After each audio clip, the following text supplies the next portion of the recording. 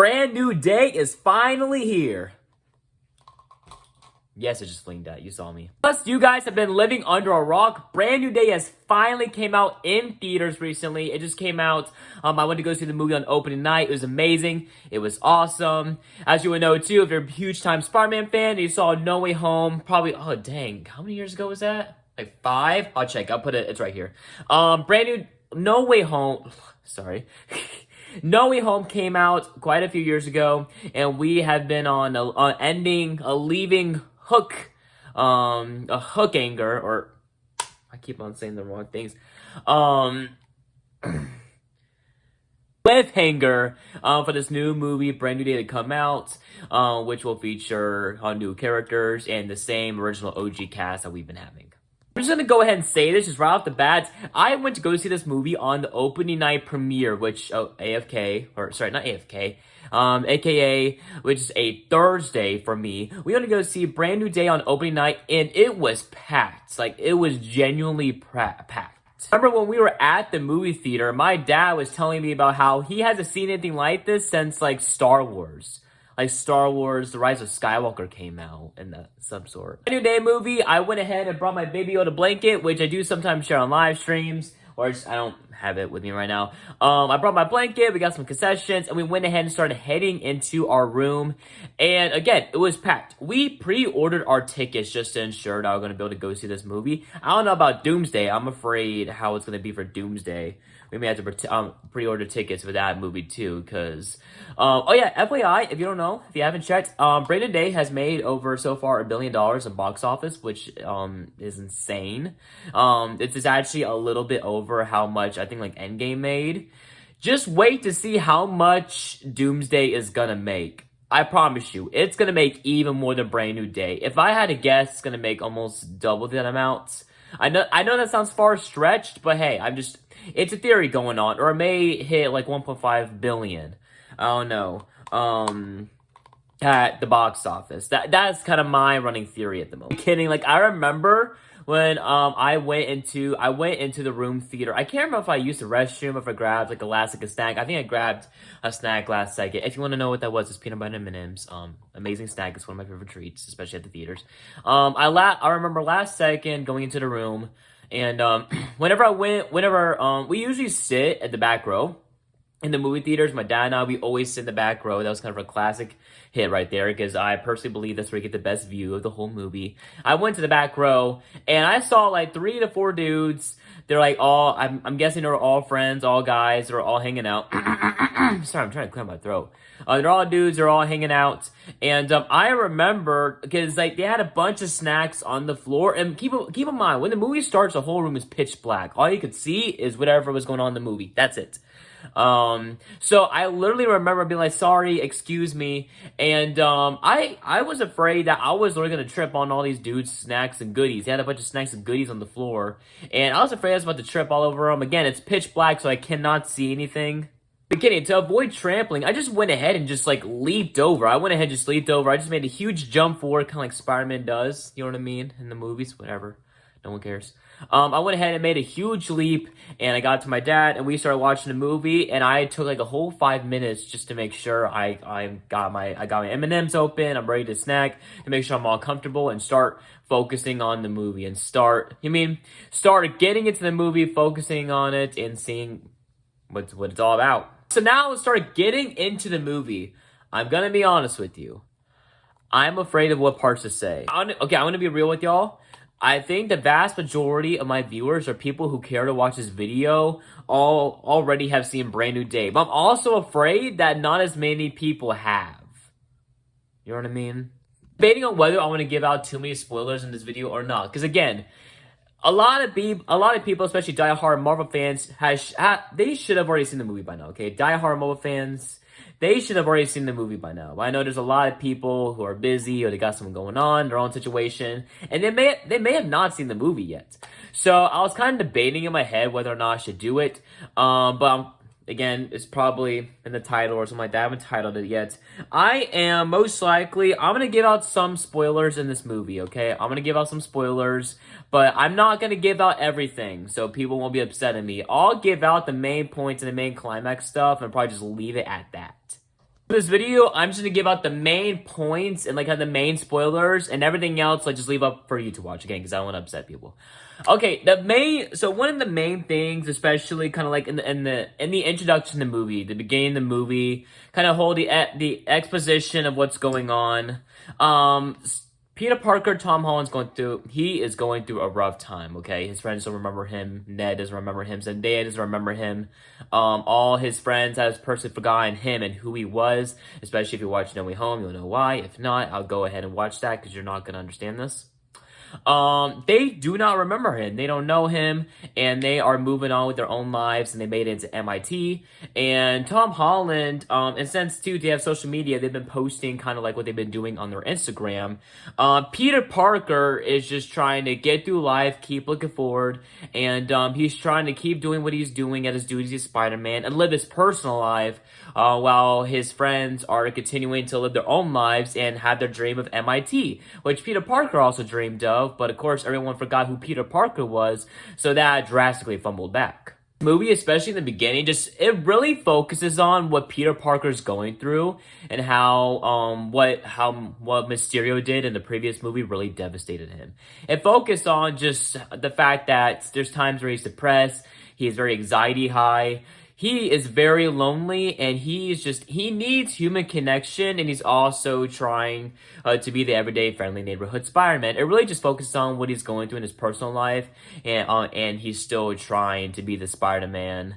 Finding crime, etc. You know what I'm talking about. Second big thing I just want to mention to go over about this movie is just the fact that I personally think this is one of the best visually looking movies that there is. If you compare this to the previous Spider-Man movies with Tobey Maguire, if you compare it to the Amazing Spider-Man movies with Andrew Garfield, you'll notice that what makes this movie so much different is the fact that it's just high visual oriented. They really just enhance the visual look of this movie, and it's just very poppy colors. It reminded me of Deadpool and Wolverine. You know what I mean? Yeah, Deadpool 1, Deadpool 2. Unfortunately, my audience is probably not old enough to watch those movies, whatever. And the third Deadpool and Wolverine, what's different about that movie is that, first of all, Dwayne... Sorry, not Dwayne... I've been thinking too much about Dwayne lately. Deadpool Wolverine, Deadpool wears a suit that it's just very poppy colors, very bright red, and I think, if I'm not wrong, on the set of Deadpool and Wolverine, Ryan Reynolds, I don't know who mentioned this, they're talking about how Deadpool's suits are just the whole way it's designed and all that, and kind of, yes, the movie is gory and all, the poppy visual and special effects and everything, just kind of how the whole environment is. It just really pops out the color out of Deadpool. And that's the one thing I loved, and that's just what this brand new day movie reminded me of. Here's the next big thing I'm gonna talk about when it comes to this movie. Jean Grey. Oh boy. Jean Grey really just drastically shocks me throughout this movie. Again, if you've seen this movie, you would know that Jean Grey, which I think is originally one of the characters from the X-Men. It's also comic book supported. Her character was also displayed in, I think, one of the past X-Men movies, but it wasn't her playing it. It wasn't, of course, the actress from Stranger Things. I forgot her name, sorry. It was the actress from Sadie Sinks. Yeah, it wasn't the actress from Stranger Things playing her. It was another actress who played her, and it was one of the previous X-Men movies, and now Sadie Sinks plays Jean Grey in this new movie. Let me tell you, she is very cruel. There are multiple scenes throughout this movie where Jean Grey is possessing people, kind of like a ghost and everything like that. She's possessing people, and she basically possesses these people, takes control of them, and there's scenes where she would purposely make even if she knew Spider-Man was gonna save them or something like that, they would be falling over buildings, falling over cliffs. They would be putting their bodies in danger, and it's just very shocking. It's very drastic. Also heard about the two because it's a channel that I watch personally called New Rockstars that goes over a bunch of fandom movies like Star Wars, DC, Marvel, etc. And he was just talking about how Jean Grey is just very cruel because of the things she did, the actions, just kind of how she possessed people and then almost end up killing them. it's very like far-reached. The thing that just really got me excited for the Spider-Man Brand New Day movie, and again, this is a huge big thing. This is one of the things that they showed in the Spider-Man Brand New Day trailer. This just really hit it home big time for me. This is really just I thought it was cool. Okay, I'm gonna stop the on and on talking. OG Hulk makes a return in this movie. Yes, you heard me right. OG Hulk makes a return in this movie, and you can also see that by also watching the trailer that the OG Hulk makes an appearance. Yeah, within the trailer when they were fighting. Spider-Man and Punisher. They basically fight as a duo against Hulk. What happens, of course, is that Bruce Banner, he was caught without his device, and what that does is that it prevents him from turning into his alternate arc, or basically his mutant version, basically the Hulk. It prevents him from turning into the Hulk. It's a device that mutants wear, and you can also see devices and other components that Spider-Man wears throughout this movie, and that's also how they were able to stop Jean Grey towards the middle of the movie. Towards the middle end of the movie, they were able to stop Jean Grey's powers because she had the device on the back of her neck, so she couldn't use her powers. So that's why she was stuck in the situation she was in for a moment there. Well, yeah, he had that off and he turned into the Hulk, and the OG Hulk was back, and then basically that section of the Brand New Day movie, Punisher and Spider-Man were alongside with each other, and they were fighting against Hulk. And I just thought this scene was really cool. To be honest with you though, Hulk is strong. If you guys have ever seen Avengers Infinity War, which again, die-hard Marvel fans, all of y'all should have seen this movie. All of y'all should have seen this movie. In Avengers Infinity War, in the beginning, whenever Hulk was fighting Thanos, he was strong. He was built. He had him a whole triumph at one point. I mean, he had him a full run at one point. You know what I mean? He was smacking Thanos. I mean, they were having a whole brawl fights. Because again, they were both giants. They were both big. They were huge. They were mutant-like. Yeah, they were tough, they were big, and they were strong. And you can see that here. Whenever Hulk is fighting Spider-Man in this movie, when they're going down the tunnel, whenever they're fighting each other, whenever they're having these back and forth fights, just punching each other, you can see the intensity and the strength in Hulk. You know what I mean? The dude's jacked, he's built. I mean, I'm in decent shape myself, but nowhere, I'm not jacked yet like the Hulk is, and he is like huge. He's like, dang, he's probably been bigger than that. He's like up to like where my roof is. Like he's a huge dude. Yeah, even taller than that. But yeah, the Hulk is the Hulk is brutally big, and he is very strong. And just in this movie, you could just see the strength force of the Hulk, and just like see him just brutally break out Spider-Man in these scenes. Next thing I want to go over, the next major just big part of this movie that contributes towards the plot, and it is just really part of one of the big climax components of the story of Brand New Day. It's a whole just relationship with Peter Parker and Zendaya. Okay, the whole relationship between Zendaya and Peter Parker, or just MJ Peter Parker, whatever. You know what I'm talking about. The whole relationship between them is just, again, it's just very sad. The fact that MJ doesn't remember Peter Parker. MJ doesn't remember Peter Parker, so Peter Parker doesn't know who Spider-Man. Again, no one knows who Spider-Man is right now. No one even knows who Peter Parker is, really. MJ doesn't remember who Peter Parker is. And of course, in the beginning, or near the beginning of the movie, there's of course a scene whenever Spider-Man is trying to rescue MJ. Peter Parker's trying to Spider-Man trying to rescue MJ, trying to keep her safe, bring her somewhere. And then they have a whole love moment, a whole lovey-dovey moment, and all that. And Peter Parker thinks MJ finally remembers him. Well, plot twist, Jenna Grey actually possessed her and acted like she remembered him. She acted like she remembered him. And then she basically turned her back. She basically turned her back against them. Lied. Played the whole scene with Peter Parker, and then again the fact how cruel Jean Grey is, which is putting people in danger, possessing people, putting them in danger, hurting them. She tries, of course, fall off a building, and then Spider-Man flies down, comes to save her, picks her up, and all that. And yeah, just that, yeah, it was just very frightening scene. And just, my gosh, like, Marvel keeps on tempting me that they're going to kill off one of the main characters. Will he ever? I hope not. But in this movie, no, that just not really the main case at all. Not really the main case, but no, she was great. She was fine. It's just very sad. And like, it just, Peter Parker called her a monster. Yes, of course. That sounds like a very monstrous thing to do. I would not be happy about that. Last thing I want to go over about this movie, and it's really two things, but the main thing is the next thing I'm going to go over. The last part, I'm going to be talking about the post-credit scene. And again, if you haven't seen the movie and you don't want to hear huge spoiler parts, yeah, just whenever I start to get into the last part, the post-credit scene part, just click out the show. Not the show, just click out the video. Sorry, I kind of took like a recording break before this, so I'm trying to get back on track. I'm trying to get back to the pace where I was at before this, or back, yeah, previously when I was shooting. Yeah.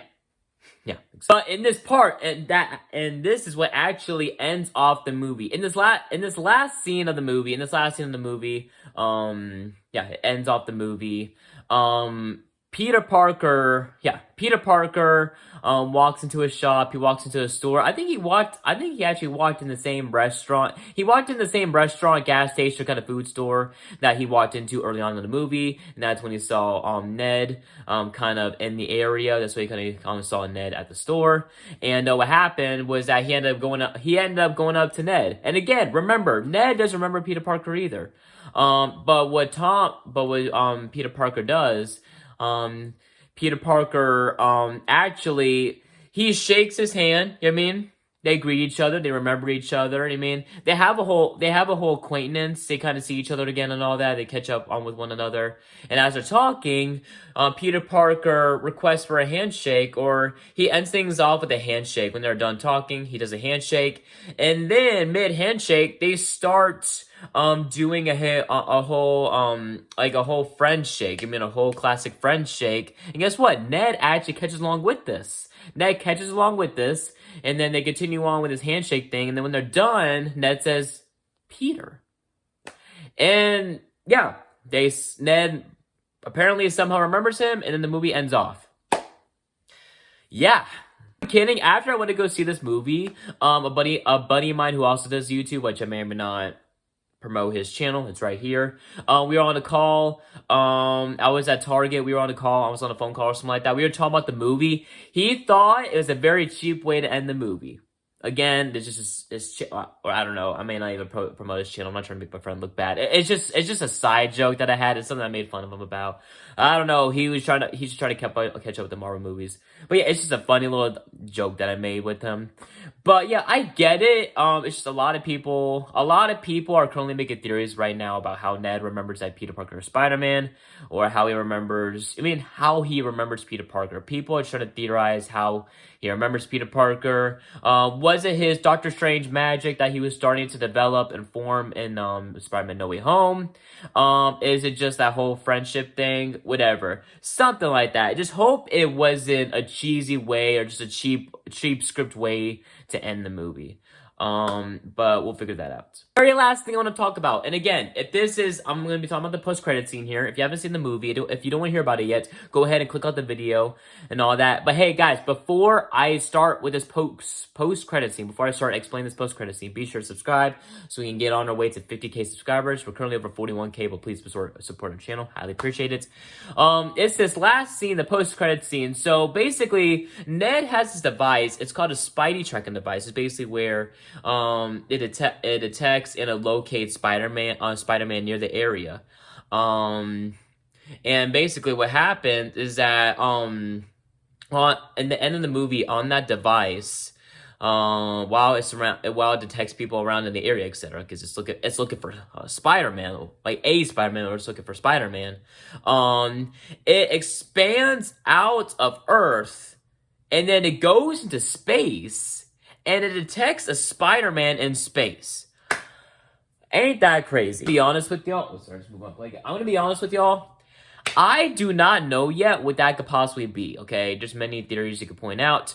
My best guess assumption, especially because I'm a diehard Marvel fan, I love Marvel and all that. I got Marvel all over my room.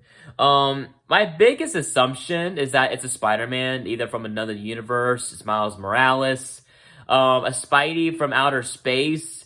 I don't know. Maybe Tobey Maguire's Spider-Man's coming back. Maybe Andrew Garfield. I don't know. I watched it. I watched like a quick interview clip. He was making it seem like it wasn't him. Cool, whatever. Maybe Tobey Maguire. I don't know. There's another. We know it's a Spider-Man because it's a Spider-Man detector. It detected a Spider-Man. So it's a Spider-Man character of some sort. One of my personal theories that I have, and just a whole idea, my whole idea here is that it's either gonna be Miles Morales or like a Spider-Man variant, or kind of like or Spider-Man, like a version of Spider-Man that is based off of the comics that hasn't been brought into the MCU yet. That's my best guess, or possibly Spider-Gwen. I don't know. That is just probably the best. That's my best case scenario, especially for assumption. That's probably, this is the best case scenario for kind of how that runs through on my mind. And yeah, that's pretty much the end of the video. If you've already seen the movie, or if you have a favorite part of this movie, be sure to comment down below. And yeah, again, be sure to subscribe. Again, I'm not trying to harp on it, and I'll see you guys later. All right, have a good one.